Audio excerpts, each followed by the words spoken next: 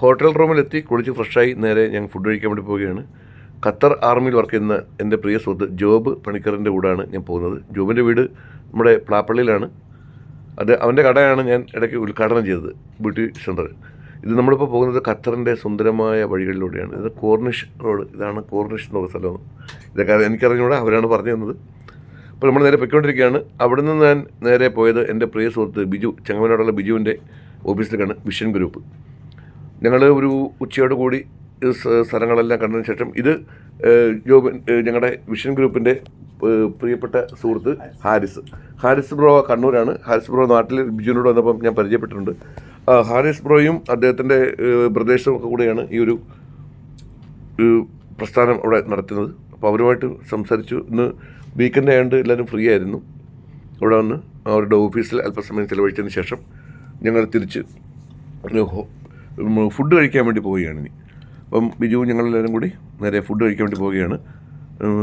സൈത്തൂൺ എന്ന് പറഞ്ഞൊരു ഹോട്ടലിലാണ് കേട്ടോ. അവർ പറഞ്ഞു നല്ല അടിപൊളി ഫുഡാണെന്നാണ് പറഞ്ഞത്. ഇന്ന് ഞങ്ങൾ ഫുഡ് കഴിക്കുന്നത് ബെന്നി, നമ്മുടെ പ്രിയ സുഹൃത്താണ്. അദ്ദേഹത്തിൻ്റെ കൂടെയാണ്, അദ്ദേഹത്തിൻ്റെ ഫാമിലിയുടെ ഒപ്പമാണ് ഞങ്ങൾ ഇന്ന് ഫുഡ് കഴിക്കുന്നത്. ഇത് അറബിക്ക്, ചൈനീസ്, അതുപോലെ തന്നെ നമ്മുടെ മലയാളീസ്, കേരള, അതായത് എല്ലാം കൂടെ മിക്സ് ചെയ്തൊരു ഫുഡാണ് കേട്ടോ ഇവിടെ ഉള്ളത്. ചിക്കൻ്റെ എന്തൊക്കെ ഐറ്റങ്ങളുണ്ടായിരുന്നു. പിന്നെ നമുക്കറിയാലോ, നമ്മൾക്ക് എവിടെ പോയി കഴിഞ്ഞാലും നമുക്ക് ഏറ്റവും കൂടുതൽ ഇഷ്ടം ബിരിയാണിയൊക്കെ അവിടെ ഉണ്ട്. പക്ഷേ എനിക്ക് ഏറ്റവും ഇഷ്ടം ഉച്ചയ്ക്ക് നമ്മുടെ നാടൻ ചോറ് ഒരു പിടി കഴിക്കുമ്പോൾ ആ ഒരു സുഖം കണ്ടല്ലേ. ചോറ്, എൻ്റെ കൂടെ കറികളെല്ലാം ഉണ്ടായിരുന്നു. പിന്നെ അതുപോലെ തന്നെ എൻ്റെ കൂടെ ചിക്കൻ ഉണ്ടായിരുന്നു, ബീഫ്, മീൻ, അങ്ങനെയുള്ള കുറേ ഐറ്റങ്ങളുണ്ടായിരുന്നു.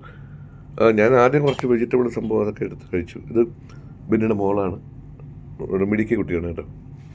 അപ്പോൾ ഞങ്ങളെല്ലാവരും കൂടി ഒരുമിച്ചിട്ടാണ് മനോഹരമായ സന്തോഷകരമായ ഒരു നിമിഷം.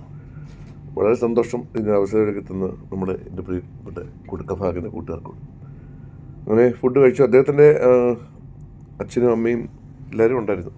അപ്പോൾ എല്ലാവരും കൂടി ചേർന്നിട്ടാണ് ഈ ഫുഡ് കഴിക്കുന്നത്. നല്ല ചിരിയോട് കൂടിയുള്ള ഒരു സർവ് ചെയ്യുന്നൊരു ചേട്ടനാണ് കേട്ടോ. നല്ല ചിരിച്ച മുഖത്തോടു കൂടി. എന്നോട് കൊഞ്ചുണ്ട്, എന്തൊക്കെയോ ഐറ്റങ്ങൾ വേറെ ഉണ്ട്. ഞാൻ ആദ്യമേ കുറച്ച് വെജിറ്റബിളൊക്കെ കഴിച്ചതിന് ശേഷം ഊണാണ് കഴിച്ചത്. നല്ല സൂപ്പർ ഗംഭീരമായിട്ടുള്ള ഊണായിരുന്നു കേട്ടോ. അപ്പം ബിജു പറഞ്ഞാലേ നമുക്ക് സ്പെഷ്യലോട്ട് മേടിച്ച് കഴിച്ചാലോ. ഞാൻ വിചാരിച്ചു വല്ല വേറെ എന്തെങ്കിലും ഐറ്റം ഉണ്ട്. നല്ല അപ്പോഴാണ് അവൻ പറയുന്നത് ഇവിടെ നല്ല മത്തി പൊരിച്ച് കിട്ടുമെന്ന്, നല്ല അടിപൊളി മത്തി. അങ്ങനെ ബിജു ഓർഡർ ചെയ്തു മത്തി. അങ്ങനെ ഞങ്ങൾക്ക് നല്ല കിടുക്കാച്ചി മത്തി കിട്ടി കേട്ടോ. നല്ല മത്തി, നല്ല ടേസ്റ്റായിരുന്നു. അത് നമ്മുടെ അവിടുത്തെ മത്തി, നമ്മുടെ നാട്ടിലുള്ള മത്തിയൊക്കെ കുറച്ചുകൂടെ വലിപ്പമുണ്ട് കേട്ടെ, ഒരു വലിപ്പമുണ്ട്. അത് ബിജു കഴിക്കുകയാണ്. ജോബിനും ഊണ് തന്നെയാണ് കഴിച്ചത്. നമ്മൾ കുറച്ച് ആൾക്കാർ ഊണ് മേടിച്ചു. അപ്പം ഞാൻ നല്ല മത്തിയുടെ കുറച്ച് ഭാഗങ്ങളെടുത്ത് അടിപൊളിയായിട്ട് ചോറിൻ്റെ കൂടെ മിക്സ് കഴിച്ചു. അതിനുശേഷം ബെന്നി ബ്രോയുടെ കുടുംബത്തോടൊപ്പം ഒരു ഫോട്ടോയൊക്കെ എടുത്തു. അങ്ങനെ ഞങ്ങളുടെ ഉച്ചക്കത്തെ ലഞ്ച് ഗംഭീരമായിരുന്നു കേട്ടോ. അതിനുശേഷം ഞങ്ങൾ നേരെ റൂമിലേക്ക് പോയി. ഉച്ചയ്ക്ക് നല്ല വെയിലുണ്ടായിരുന്നു കേട്ടോ, തണുപ്പായി വരുന്നേ ഉള്ളൂ. അതിനുശേഷം ഒരു 7 മണിയോട് കൂടി ഞങ്ങളുടെ ഹോട്ടലിൻ്റെ ലോഞ്ചിൽ എല്ലാവരും ഒത്തുകൂടി. ഇന്ന് രാത്രിയിലൊരു മീറ്റിംഗ് ഒക്കെ ഉണ്ട്. എനിക്ക് കഫാക്കിൻ്റെ കമ്മിറ്റി മെമ്പേഴ്സ് ഒരു ഡിന്നർ ഒരുക്കിയിട്ടുണ്ട്. ഈ താമസിക്കുന്ന ഹോട്ടലിൽ തന്നെയാണ് അത് അറേഞ്ച് ചെയ്തിരിക്കുന്നത്. അപ്പോൾ അതിനുവേണ്ടി ഞങ്ങളെല്ലാവരും കൂടെ അവിടെ ഒത്തുകൂടി. ഇവിടുത്തെ സെക്രട്ടറി, പ്രസിഡൻറ്റ്, ട്രഷറർ, അതുപോലെ ഇതിലെല്ലാവരും, ഞാൻ പേരെടുത്ത് പറയുന്നത് എല്ലാവരും എൻ്റെ ഏറ്റവും അടുത്ത പ്രിയപ്പെട്ട കൂട്ടുകാർ തന്നെയാണ്. കാരണം എൻ്റെ നാട്ടുകാർ കൊട്ടാരക്കര പരിസര പ്രദേശങ്ങൾ, അതുപോലെ തന്നെ എരികോട്, ഈ പരിസര പ്രദേശങ്ങളെല്ലാവരും എൻ്റെ സുഹൃത്തുക്കളാണ്. ഒരു 8 മണിയോട് കൂടി ഞങ്ങൾ ഫുഡ് കഴിക്കാൻ വേണ്ടി ചെന്നു. അതുവരെ ഞങ്ങൾ കുറേ സുഹൃത്തുക്കളോട് വരാനുണ്ടായിരുന്നു. അവരെല്ലാവരും എത്തിച്ചേർന്നതിന് ശേഷം ഞങ്ങൾ കുറച്ച് സംസാരിച്ച് രസകരമായ കാര്യങ്ങളൊക്കെ പറഞ്ഞു. അതിനുശേഷം ഞങ്ങൾ നേരെ ഫുഡ് കഴിക്കാൻ വേണ്ടി പോയി.